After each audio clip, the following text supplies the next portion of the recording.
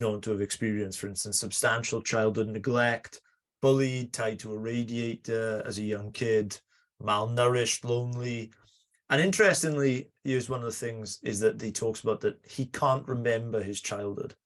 How would you kind of, I guess, assess what happens to this fictitious case, I should add?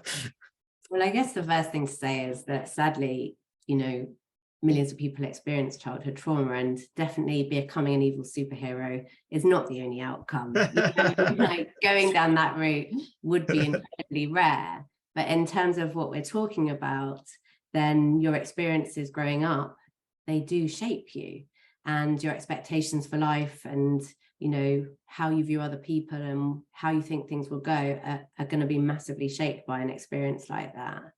And in terms of not remembering it, again, that's understandable because you're pushed into that fight, flight, freeze mode. And when you're in that activated state, you're just coping, like you're just doing what you can to get through. You can't lay down memories, you haven't got the capacity left over.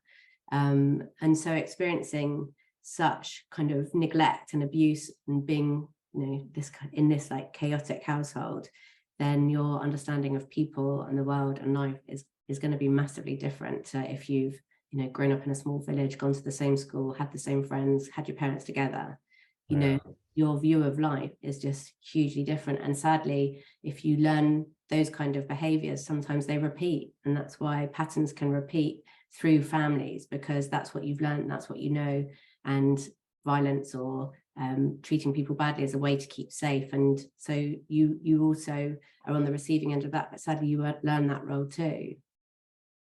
Yeah, and I think that perhaps one of the interesting parts about the Joker story, and I certainly just want to say that if someone has experienced a bad childhood, as you said, please don't go and become a supervillain. But one of the things that I am interested in, and I have heard people anecdotally say this, where something traumatic has happened to them and then they really struggle to remember it. Yeah. So is that, as you said, because your brain is so preoccupied with, I guess, trying to deal with it, that it shuts out the memories? Yeah, it is massively overcapacity, so it doesn't have the same ability to kind of download and store memories. A bit like if you, obviously it's completely different, but if you drink a lot, your body gets to a point where it can't deal with the alcohol and remember the evening, so it stops downloading it. So when our body can't do everything, it just drops some of those things. But what's interesting about trauma is that we don't lay down memories in the same way, and that's part of why we re-experience it, get flashbacks, have nightmares.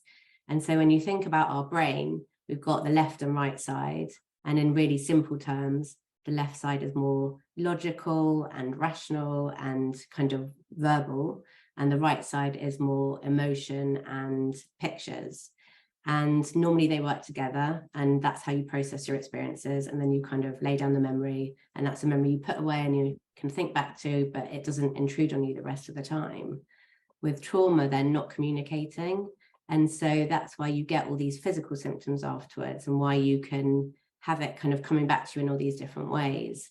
And in the book, I write about how important it is to tell your story, because when you give words to those frightening and painful experiences, what we know is it allows the left and right brain to link up, and it takes away the pain and fear from those experiences and allows us to lay them down in a different way. But that's why it's so important not to, like you said, sadly, trauma is so often kept a secret or seen as something you feel ashamed of or guilty about. It's, when actually what I know from my work, writing the book, from my own life, nobody's exempt from trauma. But by keeping it a secret, you don't get that chance to talk about it and speak about what happened and lay down the memory and kind of let go of all of that, those physical and emotional feelings that come with it.